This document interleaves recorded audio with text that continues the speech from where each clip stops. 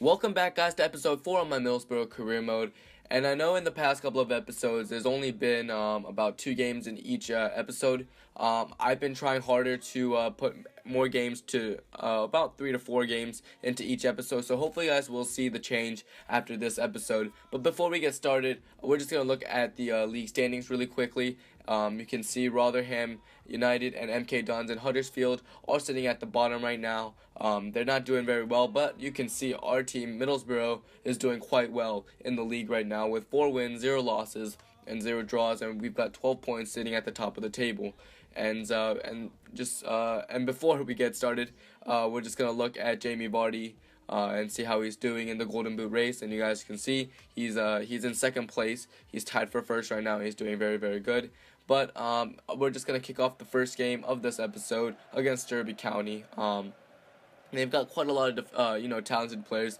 They're not doing very well this season, but other than that, they're pretty scary. We shouldn't take them lightly.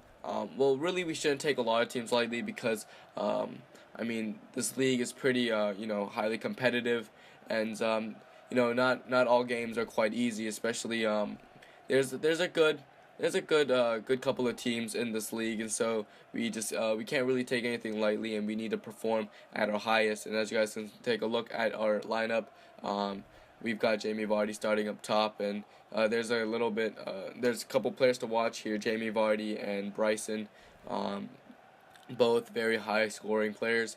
And we're just gonna get started right into this. Into this game. At first it didn't start very well here. Ghazi gets it, passes it out on a goal kick. We lose the ball, and unfortunately they do end up scoring, and we go down 1-0 in the 7th minute, and it definitely wasn't the prettiest way to concede. It's never good to concede, but just conceding like that is just absolutely horrendous. It definitely put our morale down, and I definitely wasn't happy on the way Ghazi took it, and just the way that our outside defender controlled the ball as well. But here, Derby County was on the attack once again. Weeman with the ball, crossing it in, and literally I thought that was going to be a goal for sure. Martin had just the keeper to beat. Literally could have placed it anywhere with his head, but fortunately for us, he does hit it out wide. And here, Zuccolini on the attack, playing a little 1-2 with Jamie Vardy. Zuccolini just cuts inside and just hammers it with his left foot and ties up the game at 1-1. And in the 74th minute, it was quite late in the game, and so I wasn't quite sure if we were going to be able to win it or not. Maybe score a goal or so, maybe get 1 or 2 attacks in, but I was very doubtful, even though we did have Jamie Vardy in the starting lineup, and Jamie Vardy can make about anything happen. And so but at that time, I wasn't very confident, especially the way we had performed. Zuccolini's shot was, it was quite, it was, I think, one of the first real meaningful attacks for us. And so I wasn't quite sure if we were gonna be able to score or not. But as you guys can see here, they just make a big mistake here. Jamie Vardy takes away straight off kickoff and takes it all the way down on a breakaway, just slots it right past the goalkeeper, and we went up 2-1. Excuse me. There was really nothing, I definitely wasn't expecting that, and so it was such a surprise to me, and just because Jamie Vardy is Jamie Vardy, he can make almost anything happen, and so it was just a great performance from here today. Just taking it. At first, I thought he was gonna miss because I saw him pause a little bit, but I guess he just looked for where the goalkeeper was and then just slotted it home. And so it was good to see that we did end up scoring, and we did end up going up 2-1. As you guys can see, Jamie Vardy and Adoma quite happy. And that was really how the game finished. As you guys can see, take a look at the stats here. They definitely had a lot more shots, but our finishing is very clinical. And as you guys can see, we had a lot better shot on target ratio than Derby County did. And so even though we're not much of a possession team, when we attack, and we attack quite well as well. And so getting into the second match against QPR, we were at home. Our players were quite in form as well, and so I was definitely feeling really good, even though QPR is such a great team and quite a powerful team as well. and full of talented players. And so I was a little scared, but I did end up putting quite a lot of bench players on just onto play, like Ensua and Julian Green and Mix Discarud and Odegaard.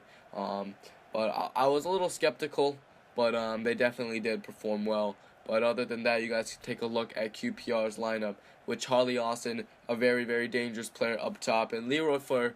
Just them playing him on the outside kind of surprised me. I thought they'd play him more into the center mid role, but it's just they did what they did, and let me just tell you, it came out to be a good choice for QPR. But other than that, just getting started here with QPR just kicking off, and here QPR went on the attack first.